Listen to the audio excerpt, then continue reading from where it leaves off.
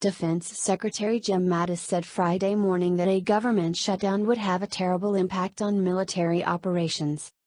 Our maintenance activities will probably pretty much shut down. We will not be able to induct any more of our gear that need maintenance, he said Friday morning at the Johns Hopkins University, where he was unveiling the National Defense Strategy. There is any number of projects we have underway that keep me at the top of my game and our military at the top of our game that are handled by civilians, he said. It's got a huge morale impact, he added. I'll just tell you, how long can you keep good people around when something like this happens, is always a question that's got to hover around in the back of my mind. He said intelligence operations would also be impacted. I would just tell you that we do a lot of intelligence operations around the world and they cost money. Those obviously would stop, he said. Troops themselves would also be impacted, Mattis said. While active duty troops would continue to report for duty during a shutdown, reservists would not report for duty. For example, he said, this morning or last night young guys and gals somewhere in Wyoming were driving off to do their weekend duty. Those troops will arrive there at their armories, by the way, and told go home if there's a government shutdown, and they will then drive a couple 100 miles back home.